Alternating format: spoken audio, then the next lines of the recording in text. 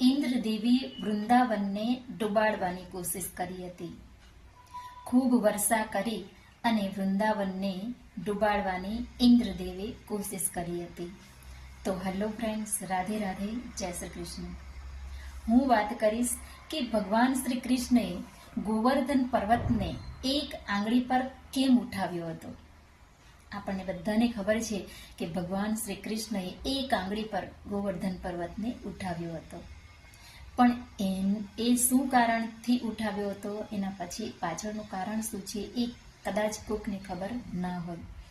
તો એની હું વાત કરીશ કે વૃંદાવન વાસીઓ જે છે ને એ ઇન્દ્રદેવની દર વર્ષે પૂજા કરતા હતા.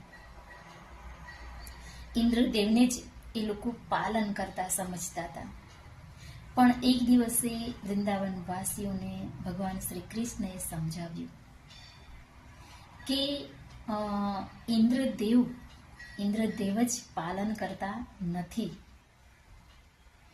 તમારા પાલન કરતા આ સૃષ્ટિની જે પ્રકૃતિ છે, જમીન છે, જંગલ છે, ગાયો છે, એ બધું છે જે તમારું પાલન કરે છે.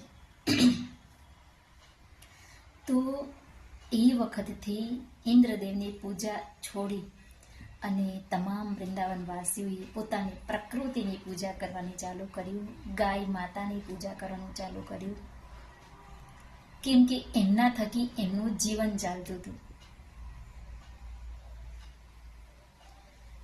અને ઇન્દ્રદેવ ત્યારે ખૂબ ગુસ્સે ભરાયા. એમને પોતાનું જે માન હતું એ ખતમ થઈ ગયું અને એમને આવ્યો ગુસ્સો કે મારું અપમાન કર્યું છે આ લોકોએ.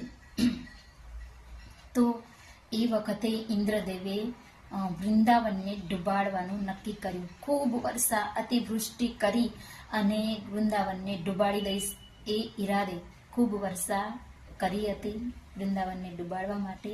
અને ત્યારે ભગવાન શ્રી કૃષ્ણ લલ્લાએ, કાન્હાએ તે વખતે એક આંગળી પર ગોવર્ધન પર્વતને વૃંદાવન વાસીઓને બચાવવા માટે કર્યો હતો, ઉપાડ્યો હતો, ઉઠાવ્યો હતો.